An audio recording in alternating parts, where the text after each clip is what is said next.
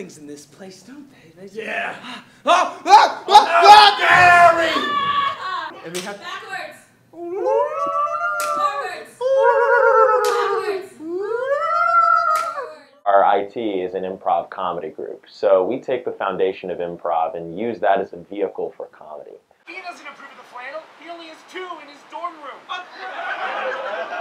I know, because we're roommates. Tell me about Rick flies and flannels! Correct. He uses underwear that has no fly. The underwear has no fly.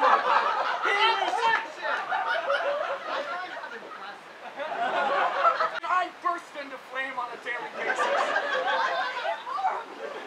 Every day when I wake up, I look at myself in the mirror, I say, objection, I'm his roommate and we don't have a mirror.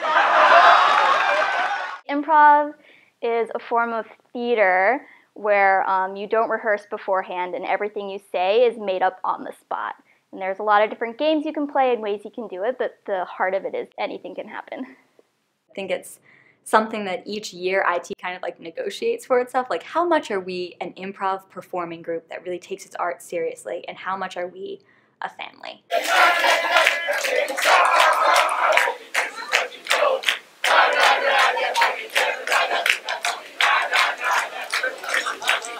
You share something as members of this improv group that you don't share with anyone else. When you're in the scene together, you're making something up together.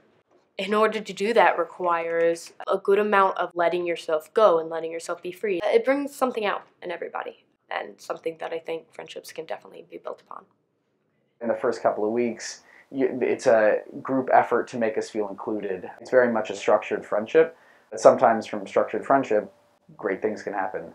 With humor that delves into something that is more profound, it can be something that facilitates a conversation. Humor can definitely be used as a safety blanket and sort of be an impediment for depth, but it can also facilitate depth too. Just like looking at IT, like we are like really different people. That way, a lot of times, like our sense of humor and like our comedy are like the only thing that like really connect us. Your sense of humor is integral to who you are and how you express yourself. So if you are coming together on that foundational level, I think that's probably a better way than a lot to get to know people. Improvisation is very, very raw. Like, this is myself. And after working with people, you start seeing similar patterns, similar jokes to what they go through. You think that, like, wow, this person is thinking about this all day, I bet. Or like, this is like a topic that's close to home. It's kind of a relief for everyone to realize that even these people who are so incredibly funny and silly and great are real people with like incredible amounts of depth, and that we all just sort of want to be known and to kind of talk about things that deeply matter to us. Nobody can be 100% on character all the time, and nor should you have to be. There's like an immediate outpouring of love, and they tell you like, oh, this is your family now, it's IT forever, like, you were in this group forever. These people really do care about you. It took me a while to realize that you don't always have to like the people in your family. Like, you love them, but sometimes you get annoyed with them, and sometimes you fight, and that's okay, because at the end of the day, you are a family.